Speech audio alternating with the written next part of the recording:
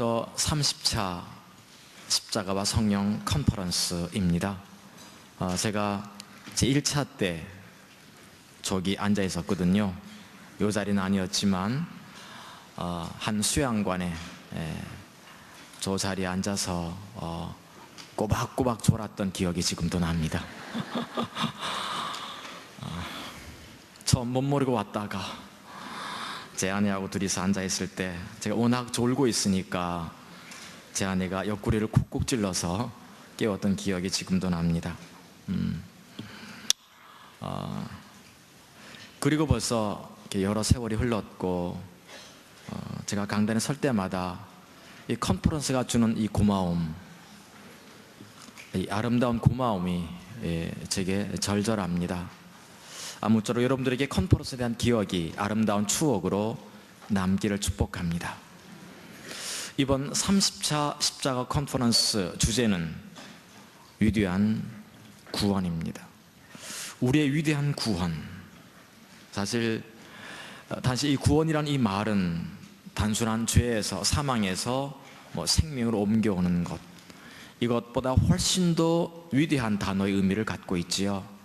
그것들 하나하나 우리가 벗겨가면서 아무쪼록 2박 3일의 이 여정이 정말 구원 속에 잠길 수 있는, 하나님께서 우리에게 구원을 베푸실 때 그분이 가지셨던 놀라운 의도 속에 그 은혜 가운데 우리가 마음껏 잠길 수 있는 시간이기를 원합니다.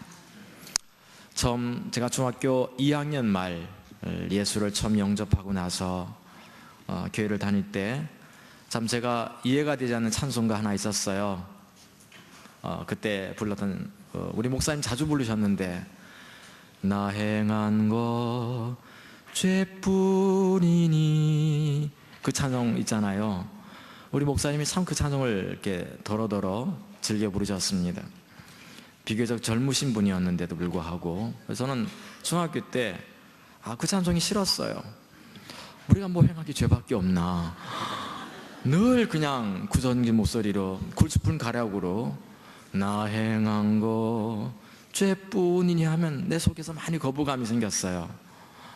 우리가 의도 행하고 기도도 하고 있고 나름대로 주를 위해서 살겠다고 몸부림도 치고 있는데 그저 구성지게 구슬픈 가락으로 나 행한 것, 너무너무 이렇게 거부감이 생겼던 적이 있었습니다. 그러니까 세월이 가고 나이도 들고 또 신앙의 연륜이 쌓여가면서 정말 나 행한 것이 죄밖에 없는데도 불구하고 하나님의 은혜가 컸다는 어떤 이런 비춤의 자리에 제가 서게 됩니다. 우리는 어제 첫 시간 인간을 향한 하나님의 놀라우신 의도와 계획, 축복에 대한 이야기들을 살필 수 있었습니다. 사실 어제 우리가 쭉 설교를 드리면서 한 3가지 정도로 정리가 되더라고요. 하나님께서 우리를 지으실 때 얼마나 놀라운 설계도를 갖고 지으셨는가 하는 거죠. 신묘막측하게 지었다고 하는, 도무지 인간의 머리에 이해할 수 없는 위대한 설계도를 가지고 위대하신 창조주께서 지었던 한 인간, 우리 한 사람 한 사람은 정말 놀랍고 놀랍습니다. 한 과학자의 말을 굳건히 빌리지 않더라도, 그분은 손을 보더라도 정말 하나님의 그 위대한 창조의 섭리가 놀랍다고 하는데, 참 우리가 이렇게 아름답게 지어졌습니다. 시편의 한 기자는 이렇게 노래하지요. 우리가 무엇이 가운데 이렇게 아름답게 나를 지으셨습니까? 천사보다 조금 못하게 나를 지으셨는데 너무 아름답다고, 우리가 귀하게 지었다고 보고 있습니다. 천사들도 흠모할 만큼 지어진 우리들. 또 하나 이렇게 설교를 드리면서 정리가 되는 것이, 신묘막측하게 지었을 뿐만 아니라 우리에게 주신 그분의 은혜와 생명은 참으로 놀랍고 고맙습니다. 생명, 그 하나님을, 그 영광, 그 실제를 느끼는 사건, 누리는 사건, 니시를 누리고 라파를 누리고 샬롬을 누리며 그분이 우리 곁에 계시는 임마누엘을 누리는 이 놀라운 사건이 생명인데, 그것이 얼마나 귀한가를 배울 수 있었습니다. 우리를 지으신 것만 해도 너무 귀한데 우리에게 베푸시는 그분의 생명은 참으로 귀합니다. 더 나아가서 좀 정리가 되는 것이, 저는 그뿐만 아니라 더 나아가서 이 땅에서 우리를 통해서 하나님께서 놀라우신 그분의 계획, 창조의 계획도 섭리들을 성취하고 이루신다는 이 놀라운 또 한 가지 비밀들. 아멘. 포도나무의 삶을 통해서 하나님께서 마음껏, 또 동력자의 삶을 통해서, 이 성전된 삶을 통해서, 우리 종된 삶을 통해서 하나님께서 마음껏 우리를 통해서 위대하신 그 창조의 섭리과 계획들을 마음껏 성취하는 것, 이루 말할 수가 없지요. 할렐루야. 어제 보니까 사무실에 앉아 있는데 어떤 분이 전화가 왔어요. 거기 포도주 교회 맞습니까?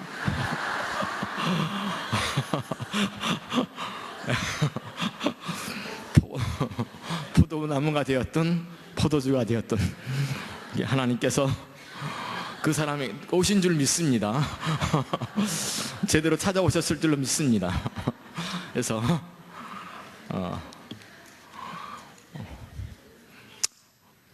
아멘. 그분 어딘가 앉아 계실 텐데요. 잘 찾아오셨습니다.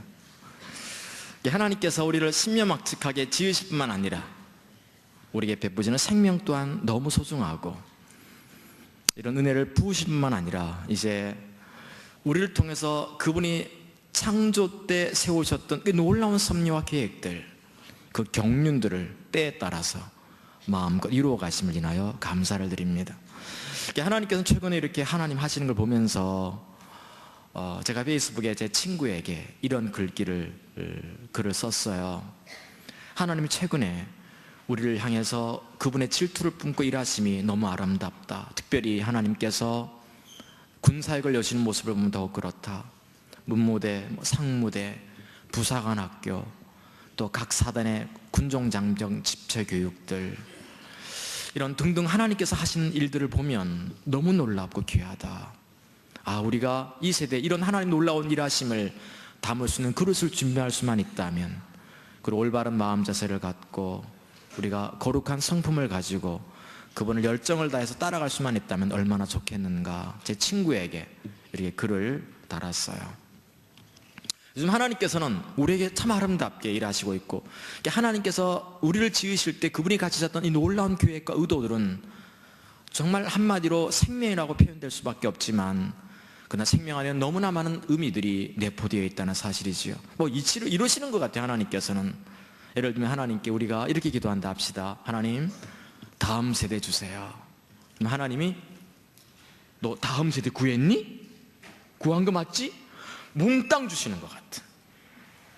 아멘이 안 나와요. 우리 하나님 앞에 이렇게 기도했다고 가정합시다. 하나님, 열방을 주시옵소서. 너 열방 구했어? 너 열방 구한 거 맞지? 그래! 하고 열방을 덕커덕 우리 가슴에다 안겨드리는, 마치 하나님은 기다렸다는 듯이 우리를 응답하시고 우리와 함께 하시는 것을 봅니다. 아멘. 그럼에도 불구하고 사실 이 놀라운 하나님의 은혜와 축복과 생명들, 창조 때 신묘막측하게 저희들을 지으시면서 그분이 가지셨던 이 놀라운 의도들은 사실 현실화되지 못하고 있는 것이 사실입니다. 왜 하나님께서 이렇게 놀라운 생명들을 예비하셨건만, 이 놀라운 예비하신 놀라운 축복들이 넘쳐나건만은 왜 우리 인류가 이것을, 그 생명과 축복을 누리지 못하고 사는가? 해답은 단 한 가지, 인간의 죄 때문인 거죠. 인간이 죄를 짓는 그 순간, 죄라는 것은 하나님과 관계를 깨트리는 것이고 하나님을 버리는 사건인데, 그 결과 하나님께서 예비하셨던 신명막측하게 우리를 주실 뿐만 아니라 우리의 부으시는 그분의 은혜와 생명이 또한 귀하고, 우리를 통해서 하나님께서 성취하고 싶었던 이 놀라운 비전과 계획들이 정말 기록하기에도, 하늘에다 기록하기에도 하늘이 비좁은 만큼 그분의 놀라운 계획은 차고 넘치건만, 우리 인류를 향한 그분의 사랑은 바닷물을 먹물 삼고 기록해도 부족할 만큼 그분의 놀라운 계획들은 차고 넘치건만 누리지 못하는 까닭은 바로 죄 때문인 거죠. 죄는 하나님과 관계를 깨트리는 것이며 하나님을 버리는 결과를 초래합니다. 그 결과 하나님의 놀라운 의도와 목적과 그분의 놀라운 계획과 창조의 섭리를, 이 때에 찬 경륜들은 물거품이 되어가기 시작했고 상실되어가며, 이 놀라운 하나님의 은사와 은혜와 축복과 그 생명들은 우리 가운데서 먼 나라 얘기 되어가고 있었습니다. 사실 창세기 3장은 인간이 어떻게 죄를 짓기 시작했으며 죄가 어떻게 우리 인류에게 들어왔는지를 소상하게 보여주고 있습니다. 알다시피 하나님께서 선악과를 지으신 다음 인간을 하나님의 거룩한 질서 아래 두시기를 원했고 그분의 주권적인 질서 앞에 두시기를 원하셨습니다. 하나님의 주권적인 통치 아래 두시기를 원하셨던 거죠. 근데 우리가 알다시피 인간은 선악과를 따먹습니다. 그 결과 인류에게 죄가 들어오기 시작했고 이 죄는 결국 사망을 낳기 시작하며 하나님의 모든 생명들을 상실하게 만들어버리고 말았습니다. 참으로 안타까운 일인데 너무 안타깝습니다.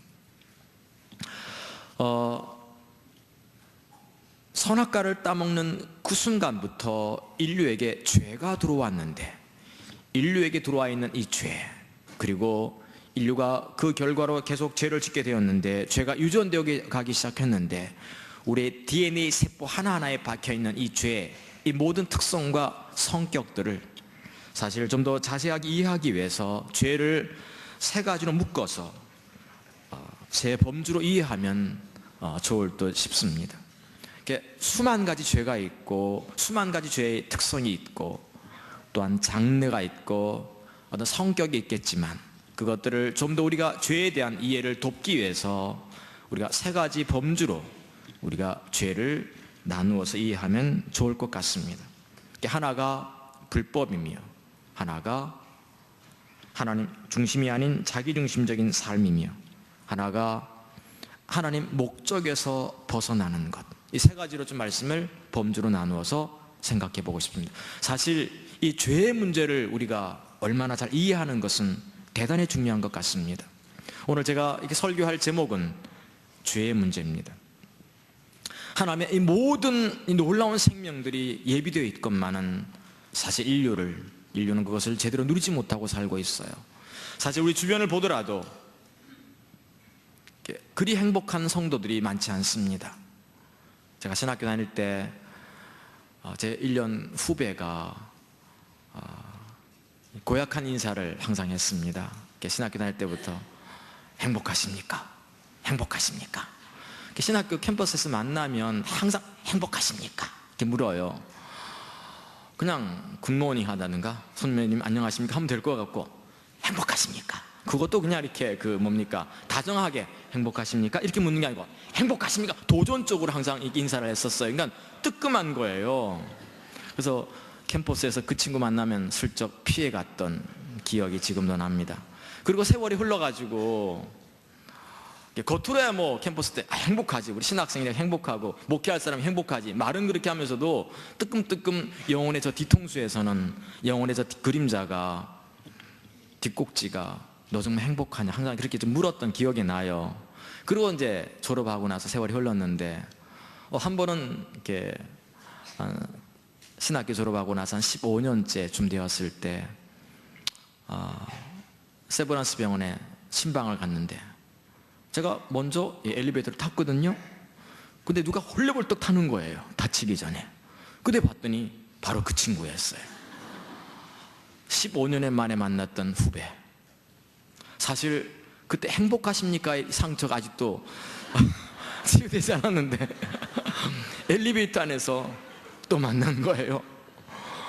갑자기 만나자마자 선배님 행복하십니까? 묻는 거예요. 얼마나 놀랬던지. 그런데 내 자신을 이렇게 돌아보니까 어느 날 내가 행복하지 않은 것 같더라고요. 목회도 하고 있고 주의 길을 가고 있습니다마는 내가 정말 행복한가? 내가 구원받은 사람이라 정말 행복한가? 나를 신묘막측하게 지었기에 내가 정말 행복한가? 그리고 우리가 왕같은 제자이고 그의 거룩한 백성이기에 하나님의 자녀이기에 하나님의 모든 것을 그리스도 예수와 함께 유업으로 이을 자이기에 상속자이기에 진정으로 행복한가? 내가 하나님의 종이기에 동력자이기에 진정한 행복을 누리고 있는가? 내 자신에게 질문이 되면서 행복하지 않은 것 같더라고요. 그리고 나서 내 아내도 이렇게 곁에서 보니까 행복하지 않은 것 같아. 그래서 그때 아내에게 했던 말이 있어요. 너 사모여 행복하라. 사실 주변을 이렇게 돌아다보니까 많은 목회자들이 행복하지 않은 걸 볼 수 있습니다.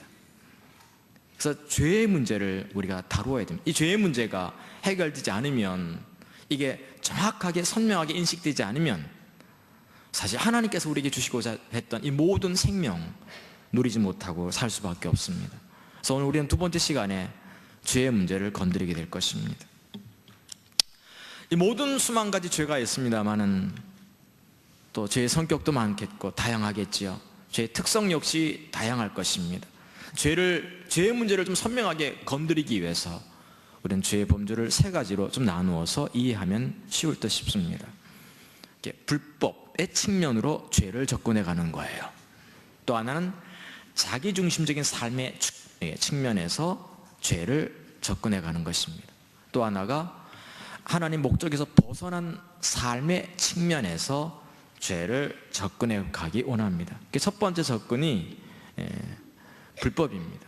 불법, 하나님의 법을 어긴 것을 뜻하는 말이죠. 하나님의 법을 비껴간 것을 뜻하는 단어입니다. 사실 요한일서 3장 4절은 이렇게 얘기하고 있습니다. 죄를 짓는 자마다 불법을 행하나니 죄는 불법이니라. 죄의 첫 번째 범주 카테고리가 있다면 그것은 불법의 성격을 지닙니다. 하나님의 법을 어기는 거죠. 하나님의 법이라는 것이 하나님의 말씀을 뜻하는 거잖아요.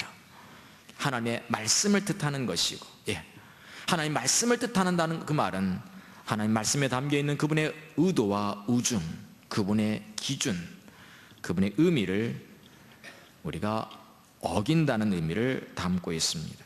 자, 그렇게 본다면 하나님의 법을 어기는 거니까 그게 바로 불법이 되겠습니다. 사실 모든 하나님의 법을 어기는 것이 불법이고 또 그것이 다 죄가 되겠습니다. 여기에는 당연히 윤리적인 죄가 반드시 포함될 것입니다. 간음, 거짓말, 살인, 도둑질, 술 취하는 것, 방탕함 등등이 윤리적인 죄가 되겠습니다. 이런 모든 것들은 불법에 해당하는 것이죠. 하나님께서 금하고 있는 것들이십니다. 윤리적인 죄가 하나님 앞에 옳지 않다는 것, 그 죄가 된다는 것은 우리 모두가 잘 알고 있습니다. 근데 좀 더 나아가서 윤리적인 죄를 포함할 뿐만 아니라 불법은 관계적인 죄도 포함한다고 했다는 사실입니다. 사실 하나님 앞에 죄는 모두 똑같은 무게를 지닙니다. 모든 죄는 똑같은 죄를 무게를 지니고 있습니다. 이런 죄나 저런 죄나 다 똑같습니다. 예수님께서 십자가에 달려 돌아가실 때는 죄 때문에 이제 우리의 죄를 담당하고 돌아가시는데, 알다시피 큰 죄만 담당하고 돌아가신 것도 아니에요. 모든 죄를 하나하나 걸머지시고 가신 것이죠. 근데 우리 인간의 입장에서 볼 때는 우리는 죄를 좀 크게 이렇게 나누는 것 같아요. 큰 죄, 가벼운 죄. 그래서 가벼운 죄는 좀 지어도 무방한 것처럼 여기고 지나갈 때가 많습니다. 윤리적인 죄 같은 경우는 좀 크게 느낄지 모르지만 관계적인 죄 같은 것은 우리가 가볍게 느낄 때가 많습니다. 그러나 사실 죄 없이 지나갈 때가, 죄 의식도 없이 지나갈 때가 많습니다. 그러나 사실 성경은 의외로 관계적인 죄에 대한 어떤 이 문제점을 상당히 많이 제시하고 있다는 사실을 명심해 주시기 바랍니다. 성경에 보면 윤리적인 죄 또한 관계적인 죄가 똑같은 하나님 앞에서 큰 죄임을, 죄악임을 보여주고 있습니다. 에베소서 4장 25절부터 32절을 이렇게 쭉 보다 보면 그곳에 윤리적인 죄와 관계적인 죄가 동시에 취급되고 있고 그 무게가, 질량이 같다는 것을 보여주고 있습니다. 사실 윤리적인 죄야 도둑질, 간음, 살인, 술 취함, 방탕함, 악독 이런 것들이 포함되겠지요. 근데 성경은 또한 이것과 이렇게 같은 무게로서 관계의 죄에 대한 이야기들을 언급하고 있습니다. 후욕하는 것. 사실 관계의 죄란 이렇게 얘기하면 올 것 같아요. 여러 가지 그 장르가 있고 특성이 있습니다만은 관계적인 죄는 상대방을 후욕하는 것, 상대방을 판단하는 것, 함부로 그 사람에 대해서 얘기하고 그 사람 판단해버리는 것, 그 사람이 잘했니 못했니 하면서 판단하는 것, 상대방을 비방하는 것, 상대방한테 함부로 화를 내는 것, 상대방의 잘못을 용서하지 않는 것, 냉소라고 일컬어지는 거죠. 상대방에 대해서 마음의 문을 닫고 마음의 문을 열지 않고 그 다음에 냉소를 품는 이 마음들, 그리고 상대방을 원망하는 것, 이런 것들이 관계의 죄가 될 것 같습니다. 사실 이렇게 하나님께서 이렇게 죄에 대한 언급을 하실 때 우리가 지금 죄의 문제를 다룰 때 세 가지 측면에서 죄의 문제를 지금 접근해 가고 있는 중입니다. 하나가 불법, 하나가 자기중심적인 삶, 또 하나가 하나님 목적에서 벗어나는 것이거든요. 이 불법에는 단순한 윤리적인 죄를 포함할 뿐만 아니라 하나님의 명령에 불순종하는 것 포함할 뿐만 아니라 더 나아가서 우리가 관계 속에서 짓는 죄들, 우리가 가볍게 그리고 소홀히 여기는 이 모든 죄까지도 포함된다는 것이죠. 이것을 하나님께서 우리에게 많이 말씀하고 계십니다. 실제로 우리 모두가 주를 따라가며 정말 십자가 몸을 추구하며 하나님을 사랑하는 자리에 있기를 원하며 정말 그분을 구하며 그분 자신을 구하며 정말 하나님께서 내게 보여주시는 이 하나님 모든 길을 따라 내가 주를 따라가기 시작할 때, 우리가 정말 주를 찾기 시작하면 하나님께서는 가장 먼저 다루시는 게 한 세 가지가 있는 것 같더라고요. 하나가 성품을 다루시죠. 하나가 이게 정직함을 다루십니다. 또 하나가 지금 우리가 말하고 있는 것처럼 관계를 다루시는 것 같아요. 되게 주를 쫓아가면 하나님께서 되게 우리를 거룩으로 인도해 가셔야 되지 않습니까? 하나님의 거룩한 형상을 닮은 사람으로 인도해 가실 것입니다. 그리고 하나님이 쓸만한 그릇으로 이를 만들어 가실 것입니다. 그때 하나님은 정말 내가 주를 찾기 시작하면, 정말 주를 찾기 시작하면 하나님은 세 가지를 다루시는 것 같더라고요. 하나가 성품 다루십니다. 아멘? 네. 성품 다루십니다. 온유함을 다루시고요, 네. 상대방을 품는 것 다루시고 있고 계속 온유를 다루시는 것 같아요.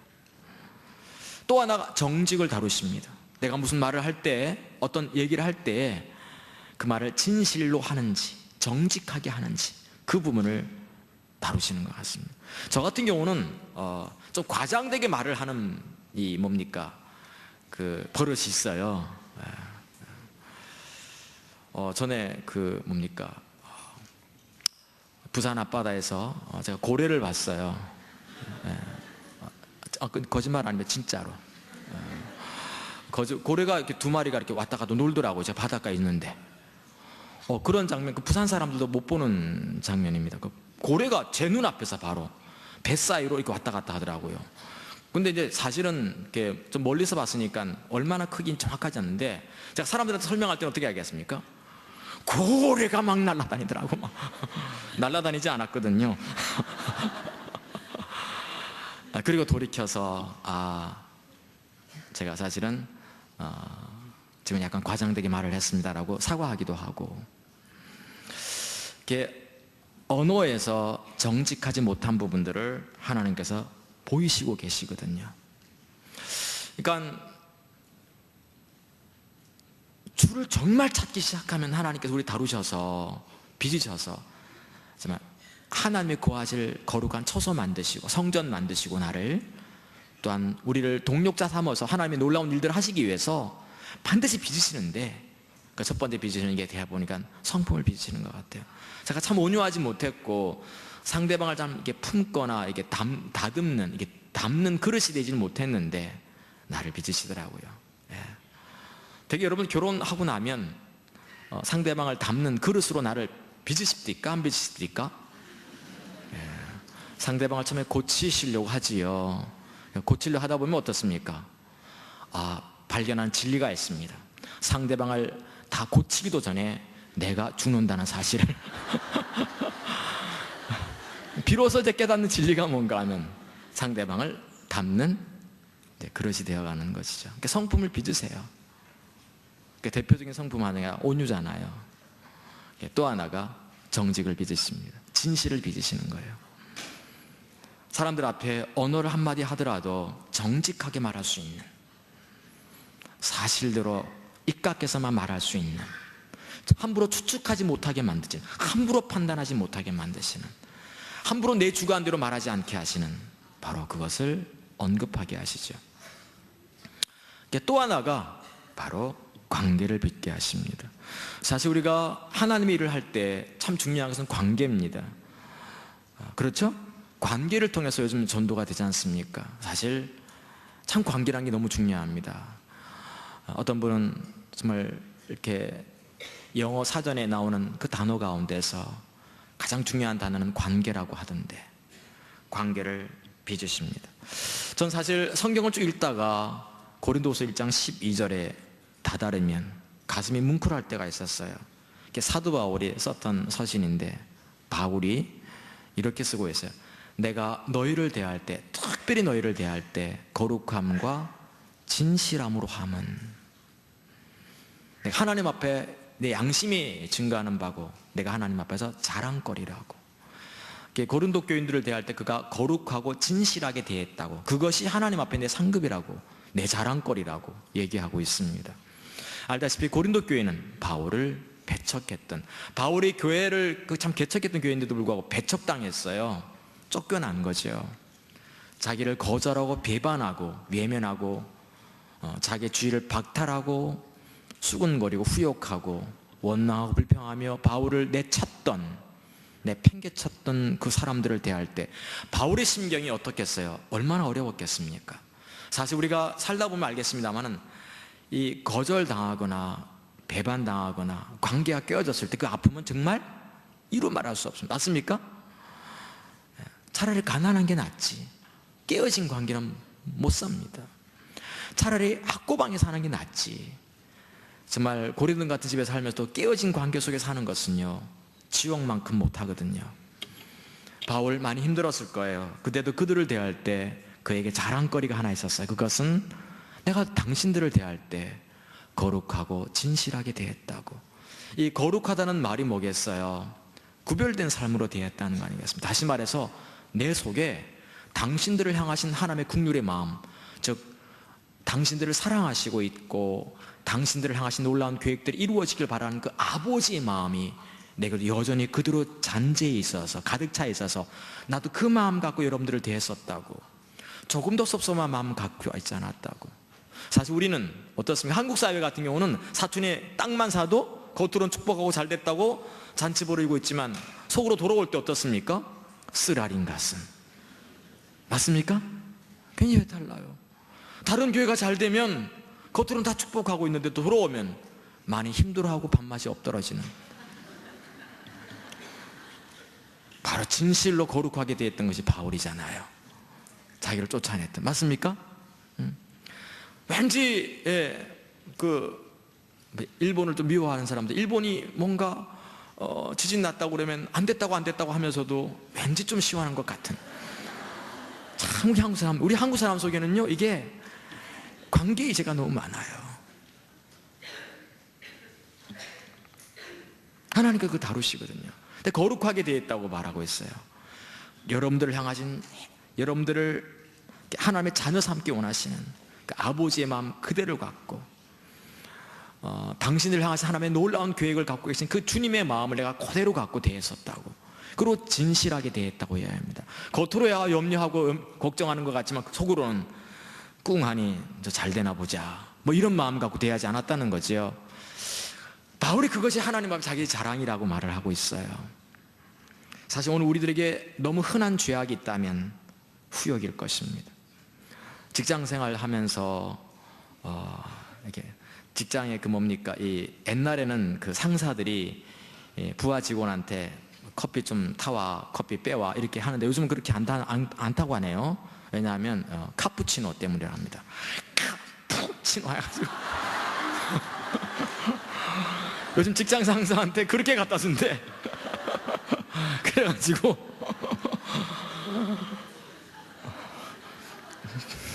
요즘 전무님, 상무님들 직접 자기 커피 직접 뽑아먹는데요. 카푸치노 때문에.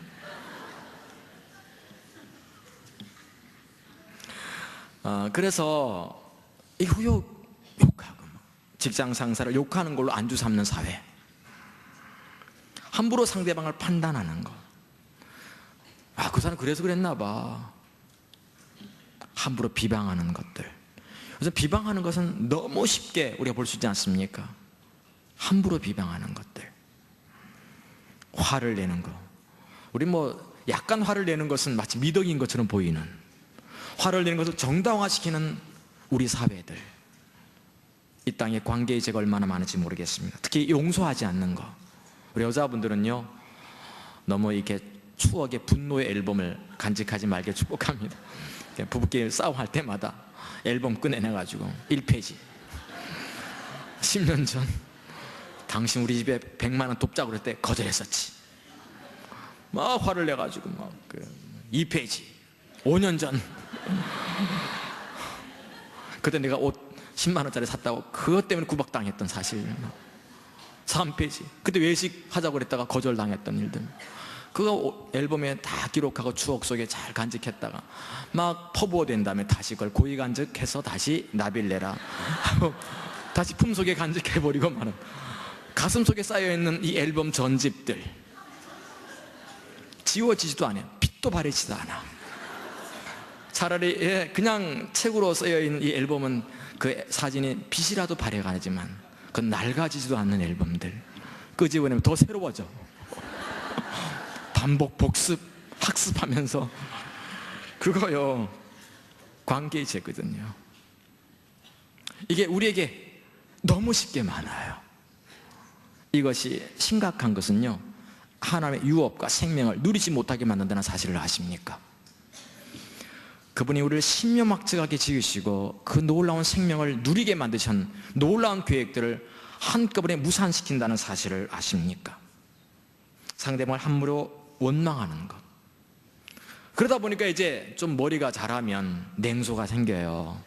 그래, 원망할 것도 없고 욕할 것도 없고 후욕할 것도 없다. 그냥 냉소로 일관해서 마음에 이 가림막을 이만큼 올려놓고 그저 대할 만큼만 대하는, 진실을 토해내지는 않는 냉소가 우리 사회에, 또 우리 가운데 얼마나 가득한지 모르겠습니다.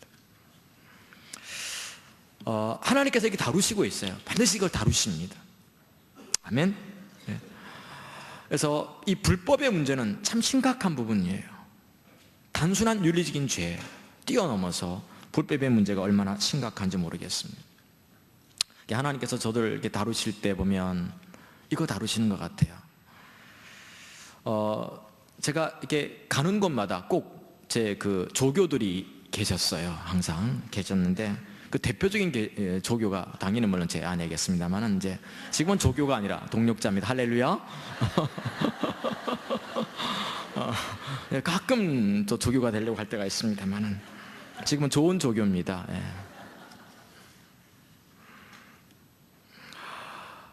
제가 직장 생활할 때 직장 상사, 제 직속 상관이 계셨는데 참 성격이 독특하셨어요. 그래서 그 아내나 그 자녀들이 외면했던 아버지를 너무 독특하셔서 이건 제가 이렇게 일을 틀리게 하지도 않은 것 같은데도 늘 그냥 나가!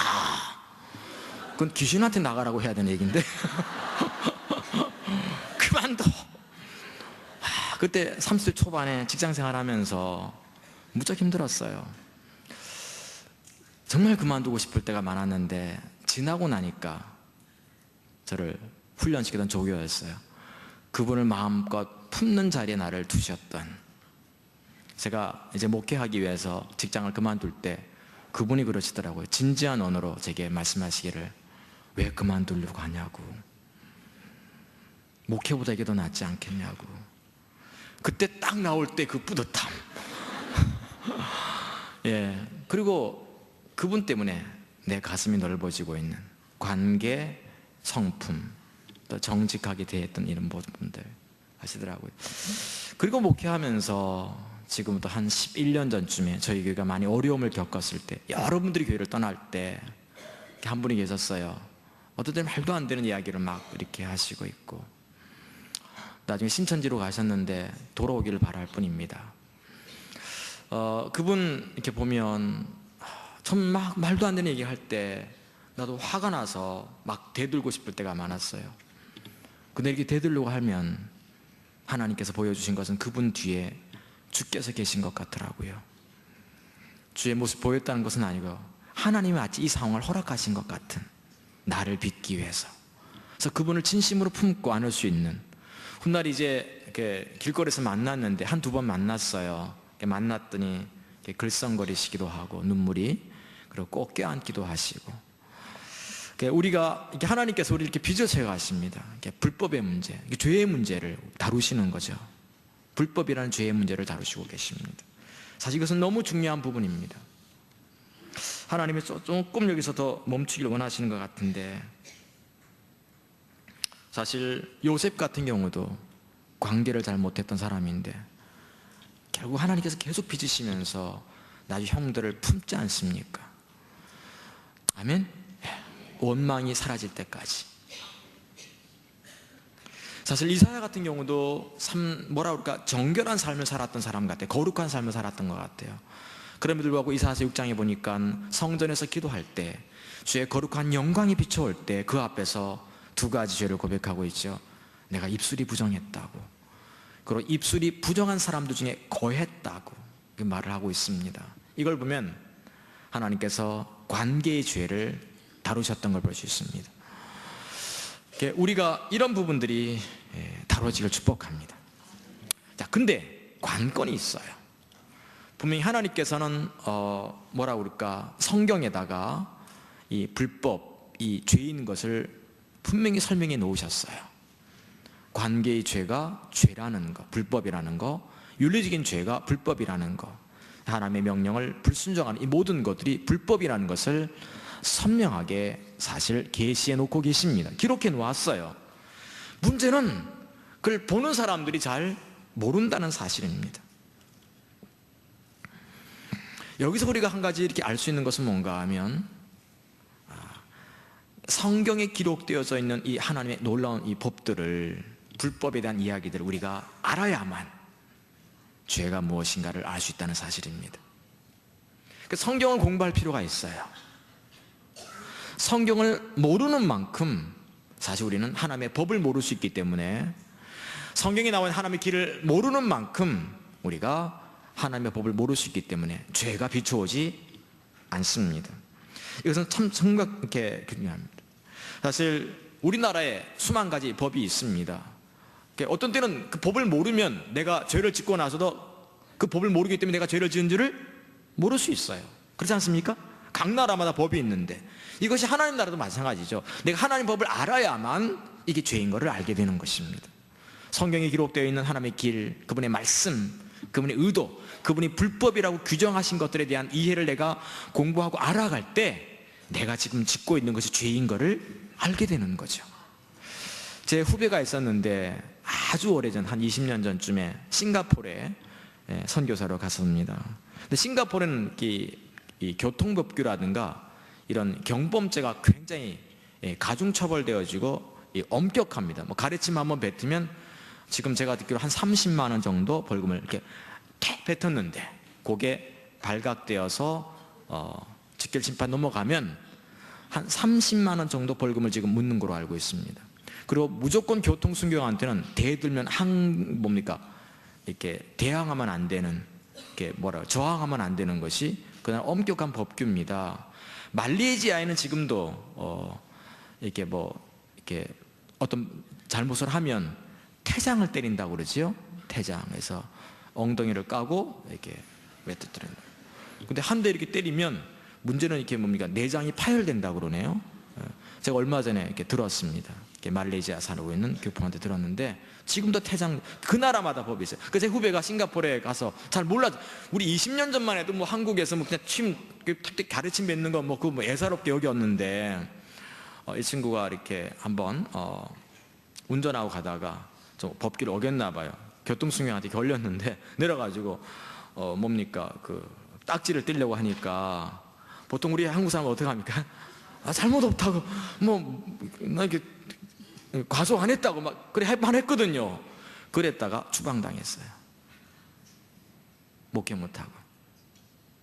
엄격합니다. 그 나라 법을 모르면 지금 내가 지금 이렇게 하고 있는 것이 얼마나 심각한 죄인 줄을 모를 수 있어요. 하나님 나라도 마찬가지입니다. 그래서 우리가 성경을 많이 알고 성경에 있는 하나님의 길을 알고 그분의 가치관, 그분의 의중을 아는 것, 하나님의 말씀을 이해하는 것, 하나님 법도를 배워가는 것은 너무 중요합니다. 그러니까 하나님 법도를 모르면 지금 내가 불법을 모르고 내가 죄를 짓고 있는지도 모른 채 되는. 근데 한 가지 안타까운 것은요, 우리가 불법인지 모르고 하나님의 말씀을 어겼다고 해서 그것이 죄가 안 되는 것은 아니라고. 몰랐다고 해서 죄가 아닌 것은 아닌 거죠. 맞습니까? 예를 들면 이 땅에서 살인이 죄인지 몰라. 근데 살인했어. 그러면 살인죄가 안 되는 건가요? 사람 죽이면 살인죄가 되는 거예요. 그분이 살인죄가 있는지 없는지 몰랐다 상관없어요. 이 나라 법이 있기 때문에 그렇습니다. 하나님 나라에도 마찬가지입니다. 아마 이런 이유로 성경이 있습니다.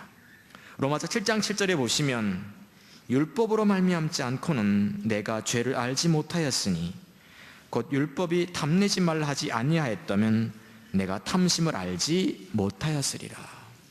바울 같은 경우도 어떤 탐심을 가지는 것, 이런 것들이 이게 뭡니까? 그 큰 죄인 줄을 몰랐어요. 근데 성경을 보면서 바울은 그것이 하나님 앞에 얼마나 큰 죄인가를 배우게 된 거예요. 그러니까 사실 성경이 우리에게 존재하는 이유 중에 하나가 뭔가 하면 불법이 무언가를, 하나님 법이 무언가를 가르치기 위함입니다. 그래서 우리가 성경을 통해서 하나님의 법이 무엇인지를 배우고 그분의 길이 무엇인가를 배우는 것은 정말 중요합니다. 사실 성경은 아마 바울 같은 경우도 그랬을 것 같아요. 성경에서 탐심이 정말 하나님 앞에 심각한 죄인지를 몰랐을 때에는 그냥 탐심 좀 가져도 뭡니까? 약간의 죄책감은 혹시 올지 모르지만 그것을 가볍게 여기거나 소홀히 여기고 지나가실지 모르겠어요. 근데 바울이 골로새서 같은 경우 3장 5절 이렇게 쓰고 있어요. 탐심은 우상숭배라고.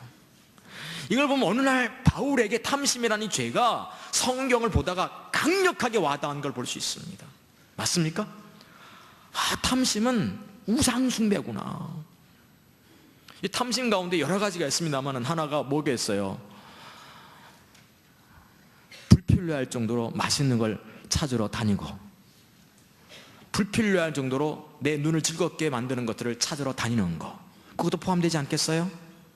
내 육신의 정욕을 위해서, 내 안목의 정욕을 위해서 불필요할 정도로 시간을 낭비하면서까지 2시간 가서 먹고 오는 거. 전 사실 제가 처음 목회하면서요, 30대 때 전 특별히 하나님의 길을 잘 모르고 이렇게 목회하다 좀 쉬고 싶을 때가 있어서 온 친구들하고 온천을 좀 다녔어요. 친구 목회자들하고 이렇게 늘 매일 갔던 건 아닙니다. 근데 한 친구가 이렇게 온천을 너무 좋아했어요. 그때 벌써 30대, 벌써 한참 됐네요. 근데 어떤 온천까지 갔냐면 강화도까지 가서 강화도 배를 타고 어떤 자그마한 성에 들어가서 거기서 온천하고 또 물대를 따라서 배를 타고 나오는, 하루가 걸리는 거예요. 그냥 지나고 나니까 그런 것들이 얼마나 하나님 앞에 죄인가 보이더라고요. 그때만 해도 그냥 목회하다가 쉬는 것이 뭐 라고 생각했는데 그것이 하나님 앞에 어느 날 보니까 이렇게 죄로 와닿기 시작하더라고요. 굳이 이럴 필요까지 있는가. 내가 온천이 나쁘다는 얘기는 아닙니다. 아시겠죠? 내가 이렇게까지 해야 되다니. 뭔가 그것을 갖고 뭔가 내 굶주림을 채우려 드는, 그걸 갖고 뭔가 하나님이 주시는 기쁨을 대체해버리려고 하는, 그걸 갖고 뭔가 하나님과 함께 동행하면서 생기는 친밀함을 대체해버리고 있는 내 마음에 위안 삼는 것들이 눈에 보이기 시작했습니다. 바울에게도 어느 날 탐심이 심각한 죄인데 그것이 곧 우상숭배인 사실이 강하게 와닿았어요. 그 탐심은 우상숭배라고 강력하게 말하고 있습니다. 이게 참 심각한 부분입니다. 그러니까 하나님 법을, 이게 불법이 하나님 앞에 죄인데 그것은 성경에 기록되어 있거든요. 그래서 하나님 법을 하나님 관점에서 우리가 배우는 것이 너무나 중요합니다. 아시겠죠? 근데 하나님 법을 알더라도 하나님 관점에서 이걸 알아야 돼요.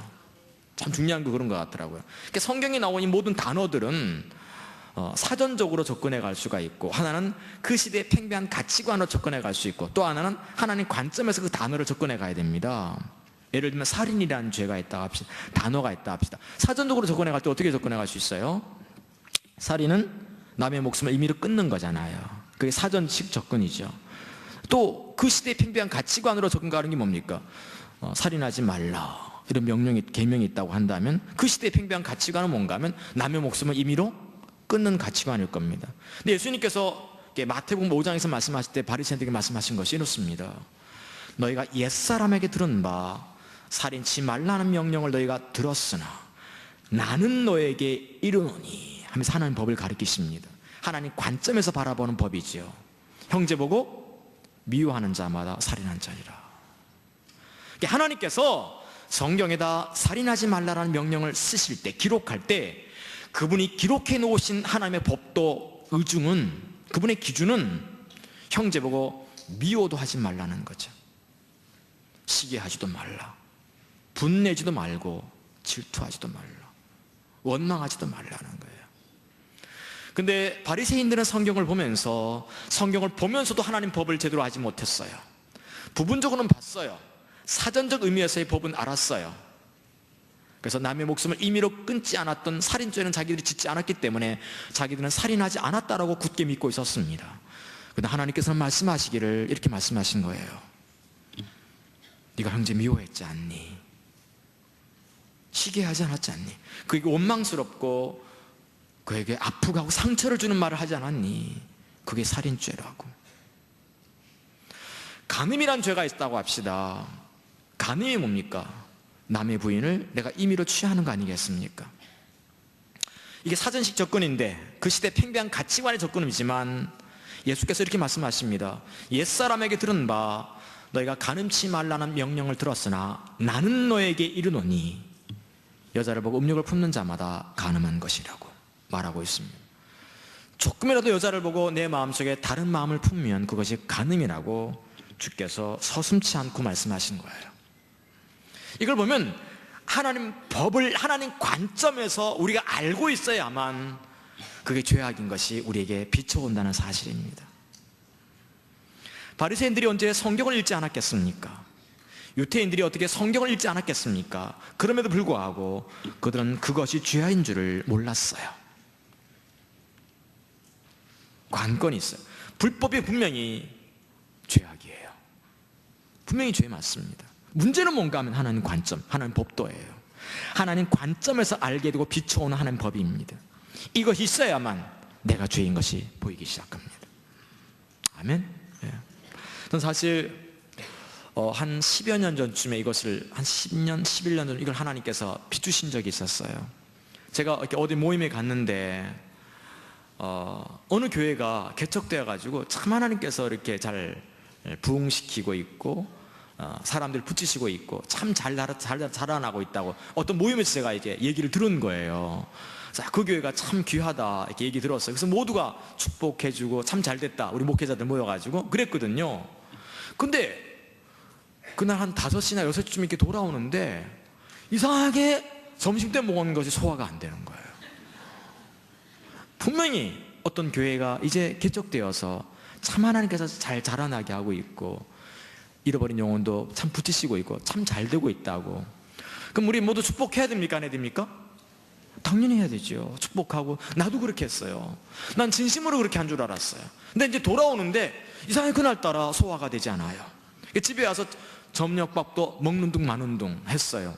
밥맛이 없으니까. 그리고 이상하게 책을 좀 읽고자 이렇게 해도 독서도 되지 않는 거예요. 하나님 찾는 것도 잘 안 되는 거예요. 아유, 내가 왜 이러지? 이럴 땐 자야 돼. 그래서 9시부터 들어 누웠습니다. 들어 누웠는데 잠이 올까요? 설잠 자는 거예요. 밤새 뒤척거리기 시작했습니다. 이리 뒤척 저리 뒤척 하는 거예요. 뭔가 꼭 전 이렇게 느낌을 표현하는데 막 하나님께서 나를 꼬집는 것처럼 모기가 나를 뜯는 것처럼 막 그냥 뒤척거리고 이리 뒤척거리고 잠이 오지 않고 조금 5분 자다가 또 깨고 특별한 이유도 없이. 그리고 한 2시 좀 새벽 2시쯤에 제가 일어났어요. 그리고 제가 건너방에 가서 하나님 앞에 엎드렸습니다. 하나님, 제 속에 시기가 있습니다. 축복하고, 난 그게 죄인 줄을 크게 죄인 줄을 몰랐어요. 그게 축복했는데도 불구하고 내 속에 여전히 시기가 있었는데, 뭔가 좀 불편했었는데 그게 시기인 것을 하나님이 비추신 거예요. 2시부터 기도했는데 제가 그때 시간을 좀 봤는데 기도가 끝나니까 한 2시 한 45분인가 50분쯤 되었어요. 처음에 막 하나님, 내 속에 시기가 있어요 막 이렇게 해도 뭐라 그럴까, 좀 여전히 내 속에 시기가 있는 것 같더라고요. 한 40분 이상 기도했더니 뭔가 내 속에서 빠져나간 것 같은, 그게 뭔가 도려냄을 당한 것 같은 그런 느낌이 그때 들더라고요. 그때 제가 해결된 걸 느꼈습니다. 하나님께서 이렇게 비추실 때가 있어요. 시기와 질투는 죄라고 분명히 하나님께서 말씀하시잖아요. 그것이 그날 밤에 내게 비춰오기 시작했습니다. 그게 얼마나 심각한 것인가를, 다시 말해서 내가 잠도 자지 말아야 되는 죄악이라는 거죠. 그날 밤에 반드시 해결하고 내가 잠자리에 들어야 되는 죄악인 것을 하나님이 또렷하게 오롯이 비춰오기 시작했습니다. 바리새인들은 이 비침이 없었습니다. 분명히 불법이 죄인 것을 그들도 알았을 거예요. 문제는 뭔가 하면 하나님의 법을 알아야지 불법이 죄인 걸 알게 됩니다. 아멘. 윤리적인 죄, 관계적인 죄 다 죄악인 거 알아요. 문제가 있어요. 그것들을 내가 정말 죄악으로 보기 위해서는, 그게 내게 죄의 심각한 문제라고 알기 위해서는 내가 하나님의 법을 알아야 된다는 사실입니다. 그리고 그 하나님의 법을 아는 걸 토대해서 성령께서 깨닫게 하시고 비추실 때 우리가 알 수 있다는 사실입니다. 아멘. 사실 우리는 참 진짜 죄가 가득한 사람들입니다. 얼마나 죄가 가득한 사람인지 모릅니다. 아시겠죠? 오늘 우리가 죄의 문제를 좀 다루고 있어요. 3가지 측면에서 접근해 가는데, 하나가 불법의 측면에서 죄를 접근해 봤어요. 2번째, 자기중심적인 삶에서 죄의 문제를 접근해 보겠습니다. 여러분들, 죄는 불법이에요. 근데 죄는 단순히 하나님의 법을 어기는 것, 그 이상의 것인 것을 아십니까? 사실 죄의 근원과 그 핵심, 그 뿌리에는 자기중심적인 삶이 서슬퍼렇게 무섭게 도사리고 있습니다.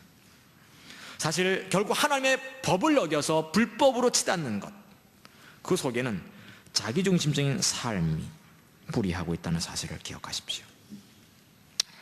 사실 자기중심적인 삶이란 자기가 자기의 하나님 되는 가치관으로서 자기 자원과 자기 목적과 자기 방법을 따라 살아가는 가치관을 총칭해서 일컫는 단어입니다.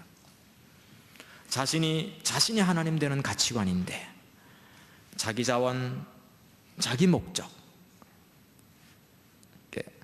세 꼭지점을 지니는 삼각형 구도의 어떤 삶일 수 있겠죠. 자기 자원, 자기 목적, 자기 방법대로 살아가는 이 가치관을 총칭해서 일컬을 때 자기중심적인 삶이라고 말할 수 있겠습니다. 사실 이 자기중심적인 삶은 원수막인 사단에게서부터 시작되었습니다. 이사야서 14장은 우리에게 사단의 시작을 알리고 있는데, 성경은 우리가 다 아는 거니까, 원래 사실 이 루시퍼라는 이 천사장, 하나님 가장 근접해 있으면서 하나님께 찬양과 경배를 드리는 그 가장 리더가 루시퍼였던 것을 우리가 모두 이렇게 배워서 잘 알고 있습니다. 하나님과 가장 근접해서 그분이 어떻게 영광을 받으시는가를, 또 영광을 돌렸던 바로 그 사람이, 그 존재가 루시퍼였어요. 어찌 보면 하나님과 가장 근접해서 하나님의 영광을 볼 수도 있고, 또 하나님께 영광을 돌렸던 존재이기 때문에 아마 어떤 피조물보다도 가장 훌륭했던 피조물일 것입니다. 그렇지 않겠습니까? 아멘? 네. 보통 그 하나님께서 이렇게 그 하나님의 영광을 보면은 살자가 없다고 하잖아요. 주의 거룩한 영광을 보고 나면 살자가 없다고. 그분이 워낙 영광스러운 분이기 때문에, 빛이기 때문에 우리가 태양 가까이 가도 뭐 다 죽는 것처럼 그분이 영원한 그 빛 앞에서 누가 살아날 자가 있겠어요. 근데 루시퍼는 하나님과 가장 근접해 있으면서 그 하나님께 마음껏 영광을 드렸던 사람, 존재였고, 그리고 그분의 영광을 보았던 존재가 루시퍼입니다. 근데 어느 날 우리가 알다시피 루시퍼가 그분의 영광을 바라보다가 자기도 그 영광을 취하고 싶은, 하나님과 동등됨을 취하고 싶은 마음이 생겼던 거죠. 다시 말해서 자기도 하나님처럼 하나님이 되고 싶었던 것입니다. 자신이 하나님처럼 군림하고 싶었습니다. 자기가 자기 하나님으로 군림하고 싶었습니다. 그 결과 음부의 맨 밑바닥으로 추락하게 되었고, 그런 사단이 결국 마귀가 되어 귀신의 우두머리가 되어버리고 맙니다.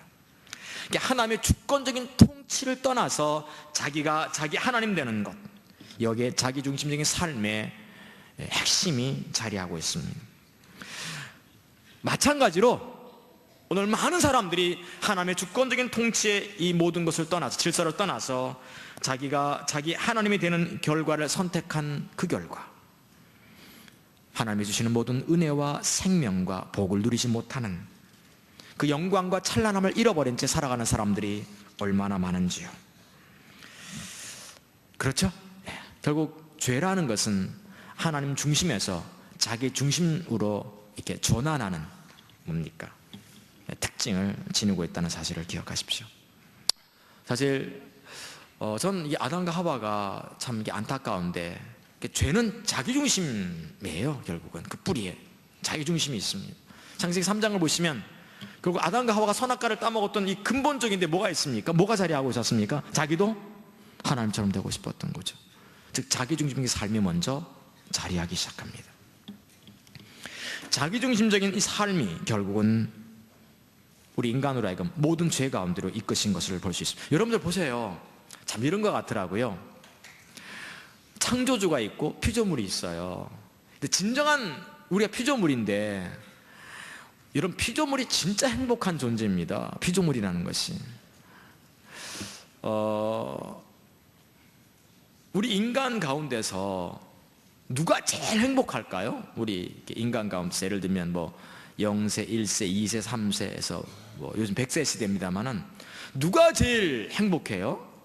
갓난아이입니다. 그 갓난아이가 엄마 이렇게 가슴에 안겨서 젖꼭지 쪽쪽 빨고 있으면 그렇게 행복해 보여요. 그래요, 안 그래요? 그래가지고 우리가 흔히 쓰는 표현에 눈에 넣어도 아프지 않다, 약간 좀 과격한 표현으로 칵 깨물어주고 싶다. 그렇습니까? 얼마나 행복했는지 시기와 질투가 일어나가지고 콱 깨물어주고 싶다고. 그래서 어떤 분은 이게 갓난아이 보고 진짜 깨무는, 귀를 약간 깨무는, 이걸 울려보고 싶은 충동을 느끼는 사람분이 계시더라고요. 혹시 그런 분들 좀 계신 분? 아, 예. 다 죄성이 가득한 우리 저도 마찬가지입니다만, 여러분들 그 아이가, 사실 우리 인간 가운데 가장 열등한 존재는요, 장애인보다도 더 열등한 존재가 있다면 누구겠어요? 갓난아이입니다. 갓난아기는 혼자 힘으로 못 살아가요. 밥도 못 먹고 있고, 그렇습니까? 걷지도 못하고 기지도 못하고 자기 기저귀 하나도 못 갑니다. 근데 갓난아이가 엄마 이렇게 젖꼭지 쪽 빨면서, 나는 열등해. 나는 이렇게 열등한 거야. 왜 나는 내 밥을 스스로 챙겨 먹지도 못한 채 기저귀도 내 마음대로 못 갈고 있고, 나는 왜 걷지 못하는 거야? 난 괴로워. 나는 우울해. 이런 갓난아이 있습니까? 엄마 젖꼭지 빨다가 엄마 우울증 약 있어? 이런 갓난아이는 없어요. 그 갓난아이가 우울증 안 느껴요. 우울증을 왜 느낍니까? 열등했기 때문에 우울증 느끼는 게 아니에요. 내가 못났기 때문에 내가 우울증 걸리는 게 아닙니다. 엄마 가슴에 안기지 않은 게 문제인 거죠. 오늘 밤에 하나님의 사랑을 보겠습니다마는 그분의 사랑에 안기면 되는 건데, 우리는 내가 못났기 때문에, 내가 열등하기에, 내가 부족했기 때문에, 내가 안 되기 때문에, 내가 망했기 때문에, 내가 열등한 존재이기 때문에, 내가 거절당했기 때문에, 내가 박탈당했기 때문에, 내가 왕따당했기 때문에 내가 우울증 걸리는, 내가 없기 때문에, 내가 가난했기 때문에 우울증 걸리는 게 아니에요. 엄마 가슴을 잃어버렸기 때문입니다. 에덴의 가슴을, 에덴의 젖꼭지를 잃어버렸기 때문인 거죠. 하나님의 젖꼭지를 빨고만 있으면 되는데. 아멘. 그렇습니다. 사실 아담과 하와는 선악과를 따먹습니다. 하나님의 젖꼭지를 빨고 있는, 하나님 가슴에 안겨 살아가는 바로 그런 존재임을 거부하고 자기가 자기 하나님 되어가는, 하나님의 주권적인 통치의 질서를 벗어나는 자리에 이르게 됩니다.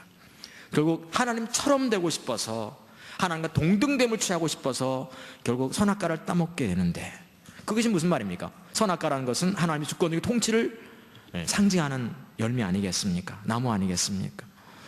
다시 말해 자기가 자기 하나님 되는 것을 말하고 있습니다. 하나님의 창조주의 피조물로서 그분의 주권적인 통치 아래 머물면서, 그분의 질서 아래 머물면서 살아가는 그 행복을 저버린 채 자기가 자기의 하나님으로 군림하기를 원했습니다. 자기가 선택하고 자기가 결정하고 이제 자기가 하나님처럼 살아가는 거예요. 내가 결정하는 거예요. 이제 모든 거로 내 인생을 내가 내 마음대로 살아가는 거예요. 오늘날 개성시대라고 하는데요, 아니요, 우리는 피조물의 자리로 다시 돌아가야 됩니다. 아멘. 결국 피조물이 될 때 행복한 거예요. 오히려 피조물 가운데서 가장 열등한 피조물이 인간 아니겠습니까? 모든 동물들은, 사슴들 같은 경우도 보면 딱 태어난 지 30분 안에 지가 스스로 일어서서 두 발로, 네 발로 막 뛰어다녀야 됩니다.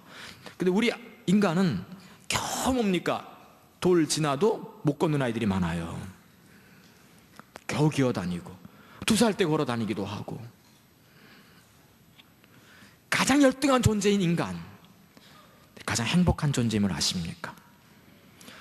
인생 안의 진정한 행복은 주의 품에 안겼을 때입니다. 자기 자원으로 살아보겠다고, 자기 목적으로 살아보겠다고 발버둥 쳐도요, 거기에 행복이 있지 않아요.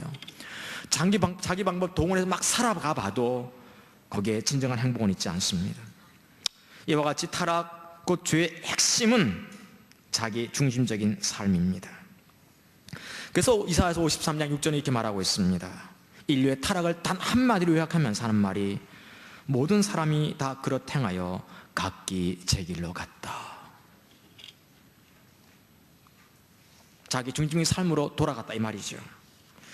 하나님 중심적인 삶에서 자기 자원으로, 하나님 목적을 위한 삶에서 자기 목적을 위해, 하나님 방법대로 살아가는 곳에서 자기 방법대로 살아가는 삶으로 전환해버리고 말았습니다. 이처럼 자기 중심적인 삶은 죄의 근본으로서 다른 모든 죄의 근원임을 기억하십시오. 바로 여기서부터 모든 죄악들이 파생됩니다. 전쟁, 살인, 거짓말, 우상숭배, 도둑질, 이혼, 개인적인 건, 사회적인, 국가적인 건, 모든 죄악들이 거기서 파생되고 있다는 사실을 기억하시길 바랍니다. 아멘? 근데 이렇게 쭉 제가 이렇게 보면서요, 이 하나님 중심적인 것과 자기 중심적인 이 삶은 참 미묘한 차이가 있고, 또한 자기 중심적인 삶은 미묘한 덫과도 같은 것 같더라고요. 이게 참 하나님 중심적인 삶으로 전환되어 온 것 같은데, 어느 순간에 또 어떻게 됩니까? 자기 중심으로 확 돌아서곤 합니다. 요즘 이게 또 돌아보면 참 내가 자기 중심적이었더라고 보니까, 또 돌아보면 또 자기 중심적이었고, 이제 좀 하나님 중심으로 살아 싶으면 어느 날 보면 전혀 아니었던 내 모습. 근데 여러분들 꼭 기억하십시오. 실망하지 마시기 바랍니다. 아멘. 우리 하나님께서는 우리를 절대로 놓치지 않을 것입니다. 그분 앞에 내가 정직하고 진실하게 서기만 하면 하나님은 우리를 항상 붙잡아 주실 줄로 믿습니다. 이 자기중심적인 삶이 미묘하다는 데 덫이 있어요. 이게 관건이더라고요. 이 아사왕 같은 경우 보시면 국가가 위태로울 때 왕이 되었는데, 그가 처음에 종교개혁 단행하면서 그 나라를 하나님 앞에 돌이키려고 무지하게 애를 썼어요. 알다시피. 그래서 심지어는 그가 이렇게 왕이 된 초기에, 초기 집권 때 쿠스라는 나라가 있었습니다. 지금의 이집트 밑에 있는 수단쯤에 해당하는 나라인데 한때 강대국이 되어서 이집트까지 함락시켰던, 점령했던 이 구스, 구스가 이렇게 100만 대군을 일으켰죠. 그 엄청난 군대를 일으켜서 이스라엘을 침범한 적이 있었습니다. 그때 이 아사왕 같은 경우는 그 구스 100만 대군 앞에서 하나님 앞에 이렇게 위대한 기도를 드렸어요. 하나님, 이렇게 하나님과 사람 사이에 누가 판단하겠습니까? 부디 바라건대 사람들로 하여금 창조주 여호와를 이기지 못하게 해달라고. 와, 그런 기도를 이 아사왕이 드리지 않습니까? 하나님께서 그런 기도 들으시고 그들에게 승리를 주셨어요. 아사왕한테. 아멘? 그렇게 하나님 중심적인 삶에 이렇게 서서 하나님 찾았던 사람 아사왕. 부산 사람들은 이 아사왕을 아싸왕이라고 하더라고요. 아싸왕. 할렐루야. 아싸왕인데, 근데 말년에 보면 아싸 돌이킵니다. 그래서 순간 자기 중심으로, 그렇게 하나님 앞에 섰던 이 사람이 어느 순간에 보니까 자기 중심이 돌이 서 있는 거예요. 그래서 자기한테 바른 말하고 있는 신하들을 옥에 가두고 핍박하기 시작하고 있고, 자기가 발에 병이 걸렸을 때 그 옛날에는 하나님 의중을 묻고 하나님을 찾으면서 하나님 왜 내게 이런 일이 벌어지는 것입니까? 환경에 대한 그분의 뭡니까? 이 상황에 대한 하나님의 의도를 묻고 있고, 그리고 어떤 어려운 상황이 전개되어 갈 때 하나님의 도우심을 구했던 사람 이 아사왕. 네, 그의 말년에 보시면 알다시피 그는 하나님께 묻지 않습니다. 그리고 하나님께 나를 고쳐달라고 매달리기보다는 오히려 의원들에게 매달리고 있었고, 자기 방법대로, 병원 찾아가는 거 잘못되는 건 아닙니다. 하나님의 인도를 따라서 그렇게 해야 되는데 하나님의 인도를 따라 하지 않은 것을 볼 수 있습니다. 말년에 자기 중심으로 돌이켰던 사람 이 아사왕이거든요. 이걸 보면 죄의 문제가 우리 평생에 지속되는 걸 볼 수 있어요. 맞습니까? 오히려 하나님의 사람들이 보면 말년에 자기 중심으로 돌이켰던 걸 너무나 많이 볼 수 있습니다. 그렇게 훌륭했던 왕이 없고 그렇게 훌륭했던 지도자가 없었건만 말년에 자기 중심으로 돌이켰던 사람들, 이 죄의 문제는 우리가 날마다 신경 써야 되는, 예민해져 있어야 하는 문제임을 볼 수 있습니다. 지금 우리가 죄의 문제를 건드리고 있습니다. 접근해 가고 있는데 불법의 차원에서 보았고 자기 중심적인 삶의 차원에서 접근해 갔습니다. 세 번째가 이제 하나님 목적에서 벗어나는 것에서 죄의 문제를 보기 원합니다. 에베소서 2장 1절에 보시면 이런 구절이 있습니다. 한번 성경 찾아볼까요? 에베소서 2장 1절입니다.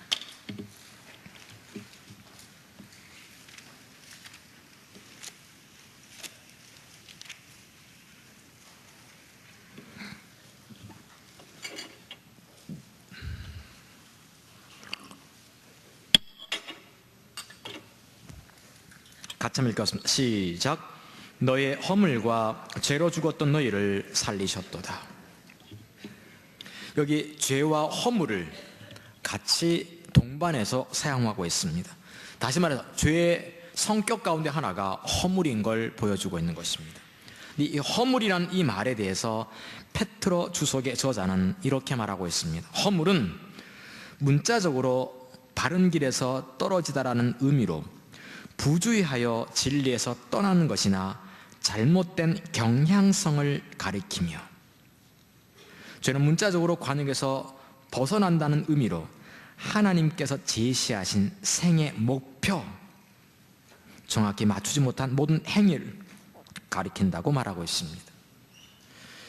하나님께서 우리에게 계획하셨던, 우리를 지으셨고 각 사람에게 주시고 있는, 각 교회에 주시고 있는, 우리에게 주시고 있는 이 하나님의 거룩한 목표, 이 하나님의 목적과 목표에서 벗어난 것이 허물이라는 것이요. 다시 말해서 죄라고 하는 것은 허물입니다. 불법이기도 하고 자기 중심적인 삶이 죄인데, 또 하나 허물이 바로 죄가 되겠습니다. 여기서 말하는 이 허물은 하나님의 목적에서 벗어나다라는 의미를 가집니다. 하나님의 목적에서 벗어나다. 저를 주목해 주실까요? 우리나라 양궁 너무 잘하잖아요.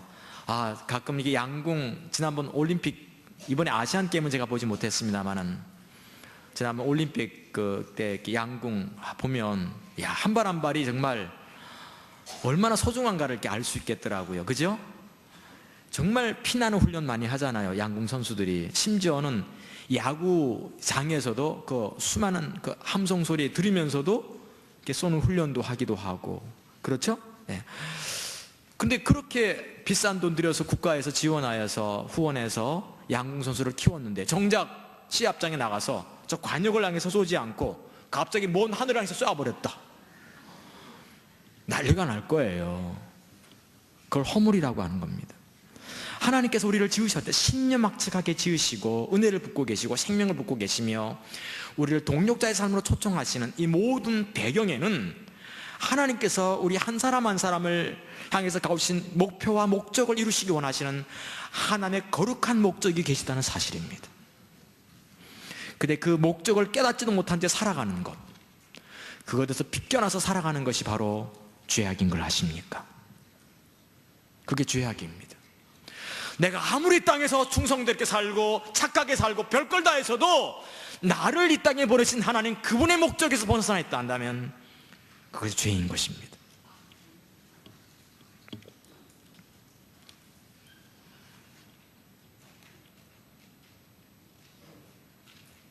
아마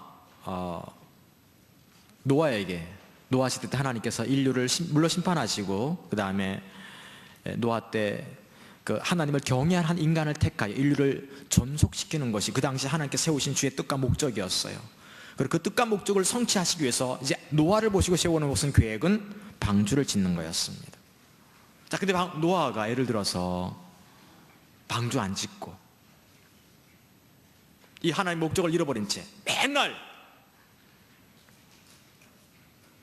뭐 다른 거 했으면 교회만 열심히 다니고 뭐 다른 거 했으면 어떻게 될까요? 안 됩니다. 훌륭한 존경을 받는 혹시 목회자가 되었을지 모르지만 그는 방주를 짓는 일을 해야 합니다. 그 시대를 구원하는 하나님의 구원의 그릇을 만들기 위해서는 방주를 짓는, 하나님의 뜻을 성취하기 위해서 그가 해야 될 일은 방주를 짓는 일이었거든요. 그 시대에 하나님께서 세우신 주의 뜻과 목적, 그걸 이루시기 위해서 노아를 보시고 내오신 계획들을 이루기 위해서는 노아는 방주를 지어야 했습니다. 근데 그는 방주를 짓는 걸 포기하고 힘들어 못질하기도 힘들구나 해서 그가 다른 걸 하기 시작했다면, 그리고 그가 존경받는 목회자가 되었다고 한다면 주의 뜻은 이루어질까요? 아닙니다. 그것이 죄라는 거예요.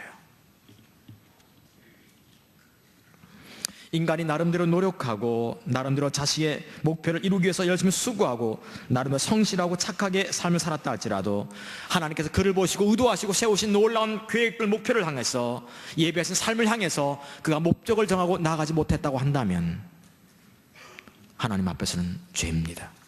그래서 인류가 아무리 착하게 살아도요, 예수 믿고 하나님의 자기를 부르신 하나님의 부르심의 소망을 알지 못하고 살아가면 그건 죄인 거예요. 아무리 착하게 살았어도 죄인입니다. 마찬가지로 하나님께서 우리 예수천교회를 보시고 세우신 놀라운 계획들이 있고 그 목표가 있는데 그것은 거절한 채 나름대로 열심히 전도해서 성장하고 나름대로 많은 사역을 하고 있고 성도들의 삶이 또 윤택해지고 있고 사람들이 많아졌다 할지라도, 그래서 사람들한테 살아있다는 교회라고 이름을 들었다고 할지라도 하나님께서 예수천교회를 보시고 세우신 놀라운 계획들, 그 뜻을 우리가 소홀히 여기거나 그 뜻과 목적들이, 그 비전들이 성취되지 않고 있다고 한다면 우리 예수천교회는 관역을 벗어난 것이며 하나님 앞에서는 죄악스러운 겁니다.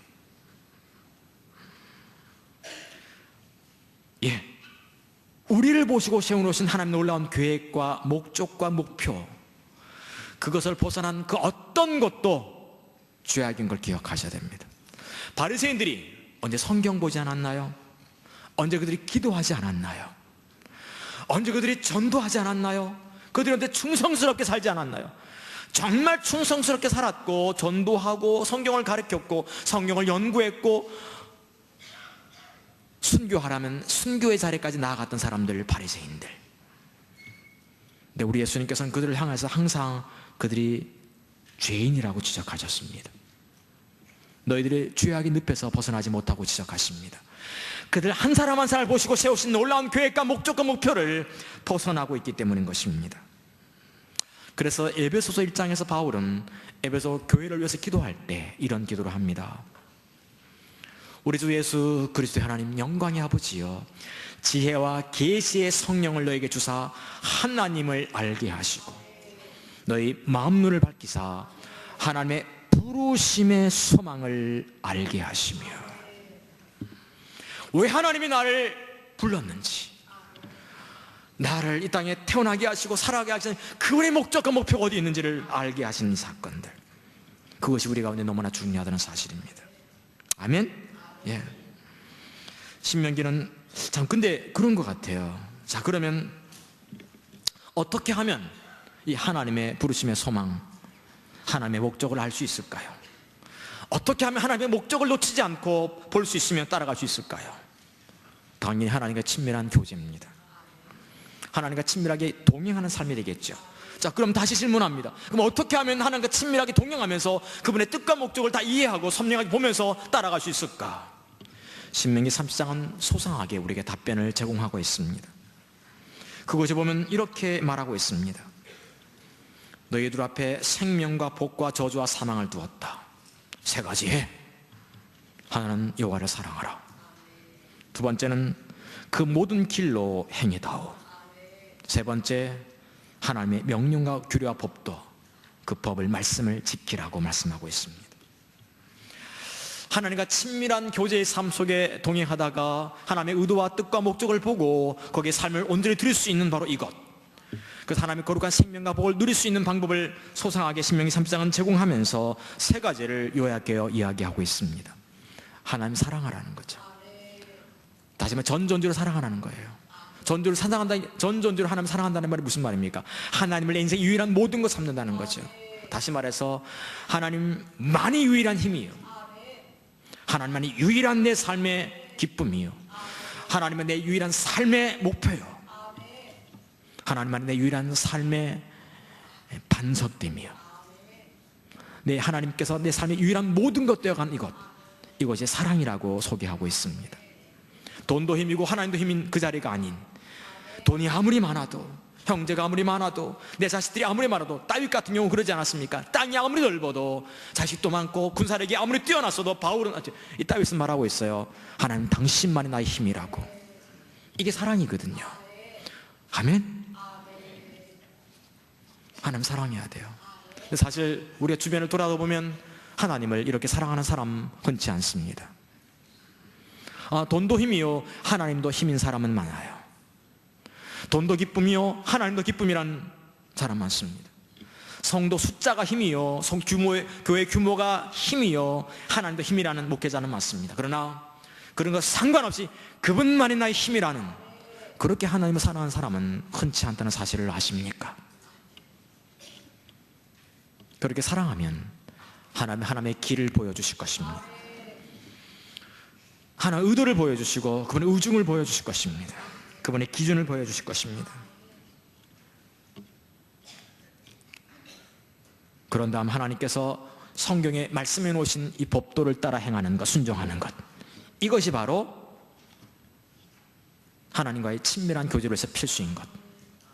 근데 요 같은 말을 신명기 3장 같은 장에서 19절과 20절 이렇게 말하고 있습니다. 한번 좀 이렇게 볼 필요가 있을 것 같아요. 신명기 30장 19절과 20절.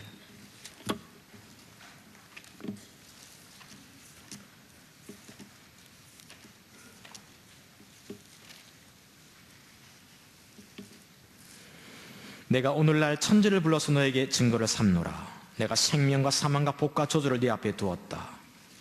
너와 네 자손들이 살기 위해서 생명 택하다오. 네 하나님 여호와 사랑하고 그 말씀에 순종하며 그에게 부종하라. 부종하라는 말, 착 달라붙어 있으라고 개역 개정판은 말하고 있습니다. 근데 사실은 이 정확한 의미는 뭔가 하면 한 몸을 이루라. 마치 남자가 부모를 떠나 아내와 더불어서 한 몸을 이루라. 합하다라는 그 말입니다. 착 달라붙듯이 매달리라. 그런 말이 이 말의 진정한 의미가 되겠습니다. 다시 말해서 하나님께 착 달라게, 하나님을 사랑하면서 하나님의 길을 따라 살면서 그분께 착 달라붙어서 한 몸을 이루라. 하나처럼 살라. 그러면 하나님께서 반드시 그분의 의중을 들려줄 것이다. 계시하고 보여줄 것이다는 거죠. 이것을 예레미야서 7장은 이렇게 말합니다. 그의 목소리를 청종하라는 것이죠.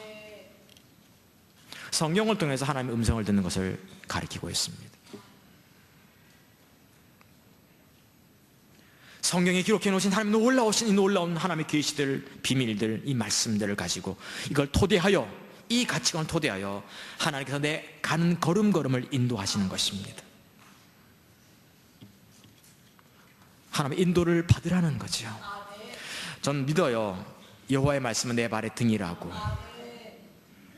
그것은 단순히 성경을 통해서 연구 잘해서 내가 임의로 해석하여 잘 지키라는 말이 의미를 훨씬 넘어서 성경을 토대하여 우리가 주를 찾기 시작하면 하나님은 내가 어떻게 그때그때 행동해야 되고 내가 결정해야 될지를 분명히 하나님께서 지시한다는 것이죠. 살아계신 하나님께서 반드시 그렇게 우리 인도하실 것입니다.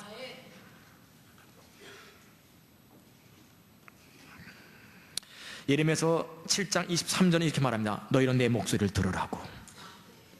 안타깝게도 너무나 많은 유태인들과 바리새인들은 성경을 그렇게 연구하고 있으면서도 불구하고 그분의 목소리를 듣지 못했습니다. 즉 그분의 인도를 받는 데는 실패합니다. 성경 말고 다른 음성들이라는 얘기가 절대 아닙니다. 성경을 토대하여 그분이 나를 인도하시는 것을 인도받아야 된다는 것이죠. 저는 하나님께서 우리를 내 발에 든 걸 믿습니다. 아멘. 한 걸음 한 걸음을 반드시 하나님께서 지도하실 것입니다. 그 가운데 있기를 주님의 이름으로 축복합니다. 다윗 같은 경우 시편 27편 4절에서 말하기를 내가 여호와의 집에 거하여 그분의 아름다움을 앙망하며 그 전에서 사모하게 하실 것이다. 이게 사모한다는 말 영어로 inquire라고 나오는데 하나님의 지시하셔서 이끄신다는 것이죠. 하나님은 우리의 선한 목자 되시기 때문에 우리 모두를 이끄시기 원하십니다. 친밀한 관계로 이끄시고 하나님께서 의도하셨던 놀라운 생명 가운데로 우리를 이끄시기 원하시는 분이 바로 하나님입니다. 아멘. 그러기 위해서 우리는 이 죄의 문제를 바르게 직면해야 됩니다. 성경은 모든 사람이 죄를 범했다고 말하고 있습니다. 우리 이번에 컨퍼런스에 참석하신 모든 분들이 죄의 문제들을 정직하게 직면하기를 바랍니다. 모든 사람이 죄를 범하였으며 하나님의 영광이 이런 사람이 한 사람도 없다고 말하고 있다는 이 성경적 현실. 사실 하나님의 모든 은혜와 그 구원의 놀라운 은총과 이 놀라운 유업들을 마음껏 누릴 수 있는, 생명을 마음껏 누릴 수 있는 첫 번째 조건이 바로 내가 죄의 문제를 정직하게 직면하여서 내가 죄인인 것을 하나님 앞에 고백하는 것이 되겠습니다. 그리고 보니까 결국은요, 자기의 죄인 되는 것을 깨닫는 것, 내가 얼마나 죄인인 걸 보는가 하는 것입니다. 바울이 사실 죽을 때 했던 말이 내가 죄인 중에 괴수라고. 이걸 보는 자, 날마다 십자가에 못 박혀 죽어야 되는 존재임을 보는 거 맞습니까? 내가 남에게 전파한 후에 내가 도리어 버림이 될까, 자기 몸을 쳐서 복종시켜야 될 존재인 자기. 난 날마다 십자가에 못 박혀 죽노라. 자기 자신을 보았던 사람 베드로, 저기 바울이죠. 너무 중요한 것 같아요. 자기를 볼 줄 아는 거.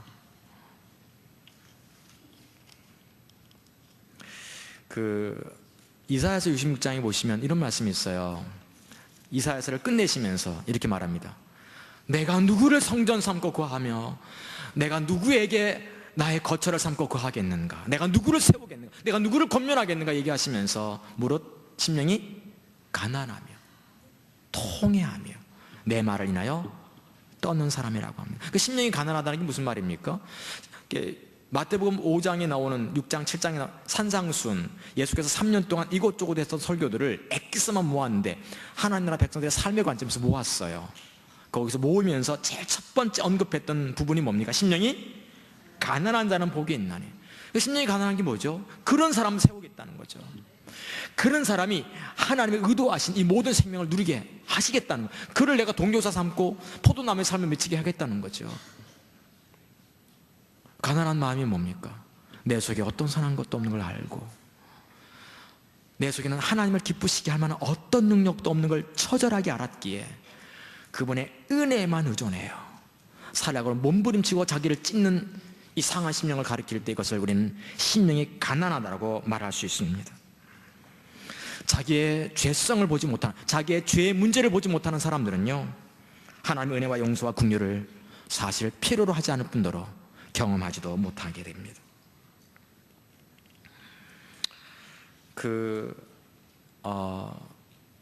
제가 얼마나 죄가 많은가, 어느 날 이렇게 하나님께서 깨달아지게 하시더라고요. 뇌의 세포가 약 한 150억 개쯤 된다네요. 두뇌의 세포 전체가. 그 다음에 뭡니까? 이 몸에는 어제 여목사님 설교하는데 한 150조 막 이렇게 나오고, 의사들도 모르더라고요, 보니까. 그래서 두뇌가 한 150억 개쯤 된대요. 세포라는 말은 셀, 이게 방이란 뜻이거든요. 우리가 죄인이라는 말은 이 방마다 뭐가 있는 겁니까? 죄가 있는 겁니다. 어느 150조 개, 저는 한 좀 작으니까 한 100조. 약간 좀 이렇게 영토를 넓혀 놓으신 분들은 이제 한 150조, 막 200조 되겠죠. 이 보는데 그 정도 방인데 그 방마다 죄가 있는 거예요. 그게 바로 우리 모습인 거죠. 바울은 빛 앞에 섰어요. 이게 방마다 죄가 있는 거예요. 그러니까 바울이 죄인 중에 괴수라는 이 말을 이렇게 보면서 하나님 앞에 빛 앞에 딱 섰더니 빛이 쫙 비춰오면서 한 10개쯤 열리는 거예요. 탁탁탁 열리면 이 어둠 속에 갇혀있던 이 죄의 방들이 열리면서 그 안에 온갖 죄들이 막 있는 거죠. 그때 아마 바울은 몸부림쳤을 거예요. 우리도 가끔 하나님 앞에 섰을 때, 죄의 모습을 비추실 때 어떻습니까? 우리가 하나님 앞에 꺼이꺼이 하면서 막 그냥 돌리기도 하고 막 그냥 막 이렇게 이렇게 반복적으로 흔드는 막 하기도, 막 울기도 하고 막 눈물 콧물 쏟아내면서 하나님에게 애통하기도 하고, 뭐 그래야 안 그래요? 뭐 그렇게 하면 열리면, 이런 컨퍼런스 와서 하나님 앞에 애통해 하기도 하고, 그러면 한 10개쯤 열려요. 그러면 아직 몇 개 방이 더 남았죠?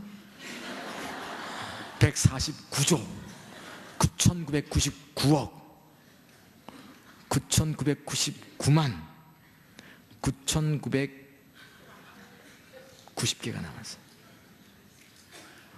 바울이 빛 앞에 설 때마다 열리긴 열리는데 자기가 얼마나 죄인인 걸 보기 시작하는 거예요. 이걸 빨리 본 자들, 내가 곤고한 사람이로다, 다시 말해서 나는 더 이상 희망이 없는 사람인 걸 보는 사람이 생명의 성령의 법을 보는 거거든요. 죄의 문제가 있습니다. 오늘 저는 죄의 문제를 다뤘습니다. 이 죄의 문제를 불법의 차원에서, 자기 중심적인 삶의 차원에서, 그리고 하나님의 목적에서 벗어난 이 삶에서 바라보았습니다. 여러분들 교회 지체들인데요, 이렇게 보면 교회 지체된다는 말이 두 가지잖아요. 하나는 그 교회를 통해서 이 땅에서 일하신 하나님의 행하심에 동참하겠다는 의지의 표현이고, 또 하나는 목회자 안에서 일하신 하나님 앞에 순복하여 질서를 따라 동참하겠다고 하시는 어떤 그런 의미가 담겨 있어요. 여러분들이 부디 바라건대 혹시 아직도 교회 지체로서 정말 그 교회가 하나님 앞에 바르게 서려고 하는데도 아직도 온전하게 잘 따라가지 못하고 있다면 따라가셔야 됩니다. 요즘 보면 다 개인적인 신앙생활 하는 사람 참 많아요. 이렇게 보면 개인적으로 신앙생활 하시는 분들. 그렇지 않습니다. 이 시대에 일하시는 거룩한 하나님의 뜻과 목적과 교회를 통해 일하시는 하나님의 뜻과 목적에 오늘 동참하시기를 축복합니다. 아멘. 저는 요즘 이렇게 보면서 행복해요. 그게 뭔가 하면 제가 좀 더 동참해야 되는데 싶은 마음이 더 들고요. 하나님께서 이 시대에 일하시는데 요즘 군사역 같은 걸 이렇게 보면서 특히 하나님 너무 귀하다 생각이 들고요. 하나님 더 일하셔야 되는데 더 동참하고 싶고, 아멘. 그러지 못한 내 모습도 볼 때 하나님께 애통하기도 하고 또 동참하고 싶기도 하고 더 회개하기도 하고 그런 시간 되기를 축복합니다. 찬양하고 사역하겠습니다.